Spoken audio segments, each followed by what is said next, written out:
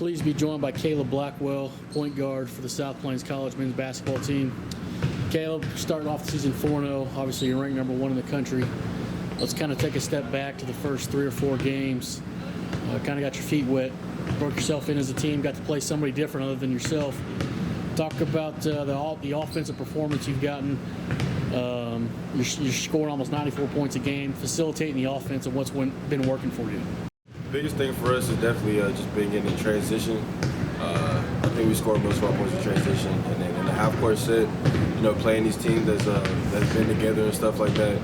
We execute our offense. Sowers has a good game plan every game, so just trusting the coaches, executing the game plan, and that's what got us our 3 dubs over this last weekend. I talked to you after the first game, and you mentioned y'all are really honing in on defense. You obviously know you can score the ball, but to be a championship team, you got to stop people. Talk about what y'all are trying to do defensively.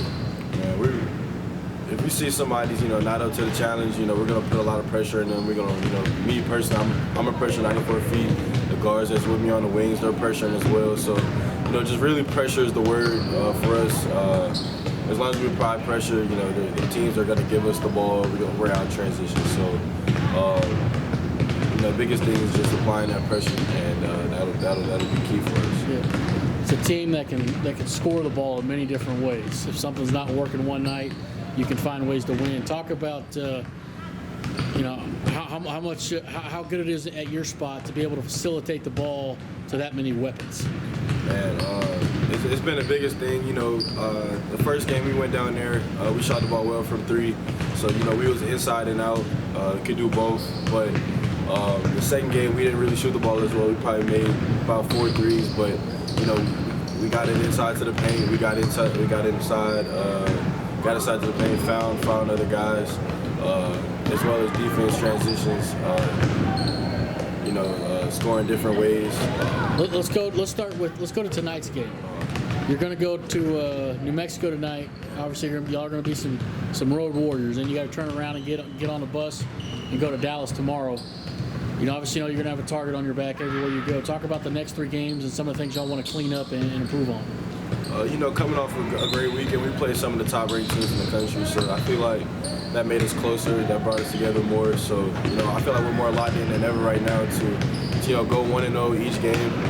Each game is just as important. So, these next 3 games are super big, but one step at a time. Yeah. As long as we take care of business and go 1-0, we'll be good. Coach Sowers, he's an intense coach. He's an intense guy. How does that attitude kind of reflect to y'all? I mean, he doesn't want the other team to see a basket. How does that kind of reflect with y'all? It's good having a leader, to someone to look up to see what the standard is. So having him up there with us, that just has us. Our expectations his expectations for us are high. So us meeting those expectations every game, is probably what puts us on edge every game. No matter who we play, if we're playing, a team that's not as good, a team that's top ranked in the country, we gotta have the same attitude, so we can carry on and get a good dub, improve on W's, not Ws. You went up to Idaho in that first game. Y'all had a big test. You got down, took it to overtime, found a way to win. Talk about that road trip and going out there and winning 3 games against 3 good clubs. It was a good experience. For the J Foundation, we had a good experience talking with that foundation, seeing what it's like up there in Idaho. Whole different type of basketball up there. The refs weren't really on our side, but we got through it, pushed through it, through our adversity, got together, got closer with the guys. I think it made us better as a team. Each performance was different. Each game was different. We saw 3 different teams try to do 3 different things to stop us on defense. So listening to the coach's game plan, really locking in on that, honing in on that. That made us a better team, seeing different coverages and stuff like that. So I think that was big for us this weekend, going in and seeing different. How big of it was it to get a test like that? Because it can be easy to kind of get complacent. You're patting yourself on the back. We're number 1, and you get a test like that, kind of gets you going. Talk about what that means early in the season. And that first game, we went to overtime. So doing that, you know, that's always good. You know, you don't, like you said, we don't want to be complacent. So seeing that competition, you know, we're gonna get everybody's best shot. We got to be locked in every game. You know, we got to be locked in on film. We got to start early from our preparation. So just knowing that now that, you know, nobody's going to take us lightly, we're going to get everybody's best shot. It was good for us just knowing that we got to be locked in every game. Yeah. Caleb, we appreciate you joining us. Any final words before you head to the bunker tonight in New Mexico, then get to Plano? Man, about to go 1-0 today. Awesome, man. Thanks for joining us. Good luck to you, man. Yes, Pleased to be joined by head coach of the South Plains College men's basketball program, Coach Hayden Sowers. Coach, we're kind of going to take a step back to Idaho. Yep. You're in a battle with North Idaho. Great test for your team. You get that thing to overtime, you find a way to win. Talk about that game and what that meant to you. Yeah, you know, we knew going in North Idaho had a lot of individual talent, you know, and to fly to Salt Lake and then drive 3 hours and practice and all that good stuff, I knew it was going to be a challenge for us to get up there and beat them. Fortunately, we did. Won in overtime. To win a game like that, second game of the year, just find a way to win. Credit to our guys and their toughness. You know, we had a lot of guys out there. Obviously, the score being, I think it was 103, 102. A lot of guys making individual plays on offense. You know, after the game, though, we really challenged them to sit down and get back to defensively what we do and try to hold teams under 70, and they responded to that. You know, you've had four opportunities to see this team. Like I talked about with Caleb, you have a lot of ways to score the ball, and but as a championship team, you know you got to be able to stop people. Talk about some of the things you want to see on offense in the next 2 or 3 games, and defensively, some of the things you're looking for. Yeah, we got to continue to share the ball offensively. Keep it simple offensively. Stop trying to hit so many home runs. You know, and this team just keeps it simple and we'll share the ball, attack the paint, play off 2 feet. Good things happen. You know. We're going to make more shots than we made in Idaho, it's my opinion, moving forward. 3 days and 3 games in 3 days that early is really hard and tough on the leg, especially when you play an overtime game. Yeah. You know, I think we only made 6 threes against Monroe in Eastern Florida, and I think we'll make more than that moving forward. Some guys that normally make them were missing them, and they were standing there wide open. Yeah. So we just got to keep putting in the work and trust each other. Defensively, we just got to keep guarding. We got to keep our man in front of us. We got to finish the possession with a rebound when they miss. You know, we should be elite defensively with our speed, our length, our athleticism on the back end. It's just a want to. Yeah. It's a want to. They got to care as much as they do on the defensive end as they do on the offensive end. Yeah. So glad we could get those 4 wins though last week. We played 2 really good teams after North Idaho and CSI and Monroe and Eastern Florida, who's ranked in the top 10. I got a quick turn tonight, play Central Arizona, and then play Panola on Friday, who was ranked in the top 10. How do you feel the team's meshing? Obviously, they've only been able to play for 4 games with each other. How do you feel they're kind of, you know, you want to see your best basketball at the end of the year, obviously, when you're in Hutch.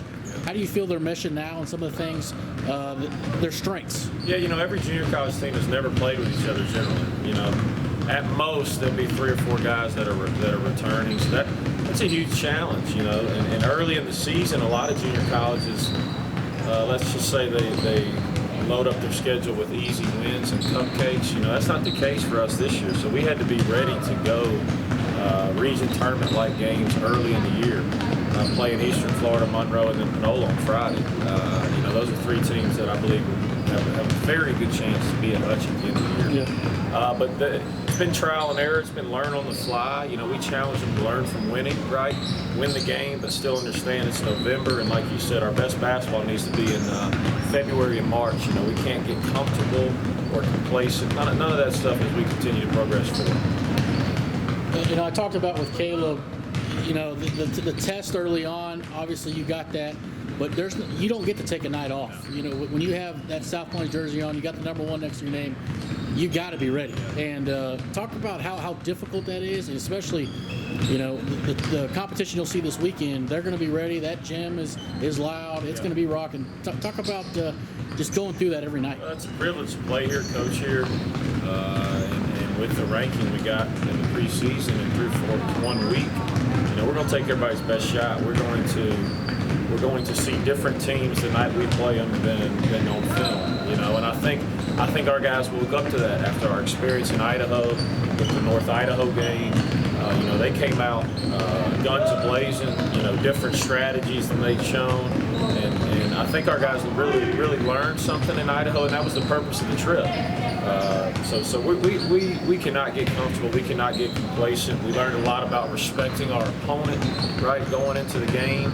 All these kids are on full scholarship and they can all play. And we got 3 tests this week that we need to be ready for. We need to be locked in and understand that the goal is to go 1-0 on each of those games. We play at 7 tonight our time, and then 4-2, I believe. Yes. Just any final thoughts before we head out? You know, Central Arizona, you know, they won it. They beat a team in our league last night. So we got to be ready to go, most importantly, tonight, right? Beat Central Arizona on a neutral floor.